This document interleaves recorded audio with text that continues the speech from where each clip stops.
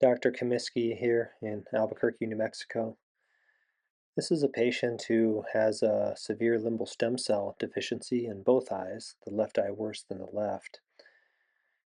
And she also has a lot of medical issues going on, so she's not a great candidate for a um, cadaveric limbal stem cell transplant that would require systemic immune suppression.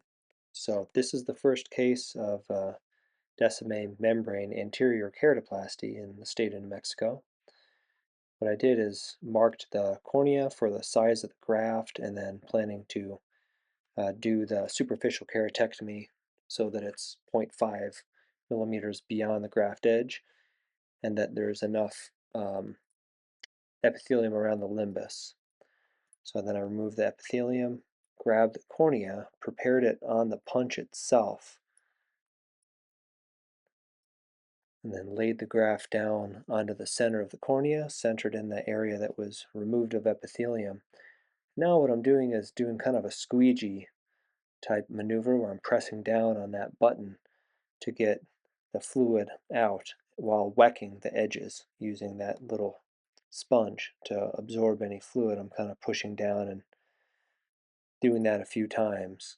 Um, the idea is that the stromal bed that you're putting the button onto has to be super dry, and then I want to get all the fluid out from underneath the button as well, so that the graft, which is on the underside of that button, sticks down to the patient's own cornea. At this point, I'm just waiting in the OR, which can be the hardest thing to do. I'm accustomed to just doing things with my hands and thinking about little problems and trying to fix them, but here we're just waiting for the paint to dry until we remove it. And I'm just so happy to see that S stamp, that S under there, that the graft is still stuck there. And so I use that one little drop of fluid to straighten out those little wrinkles. There are those teeny little wrinkles, so I put that one little drop of BSS, and then I'm using that little cannula to straighten it out. Then using again the WEC, that dry sponge, to remove all the fluid, being very careful not to touch the actual graft itself. And if you just look right now, boy, it looks as if there's nothing there. It's just optically very clear. Um, by the way, the hand that you just saw in there was my tech putting, or I guess I was a nurse, putting a couple drops of numbing agents on the eye. I would also consider using phenylephrine, to constrict those little blood vessels just so there's no kind of oozingness.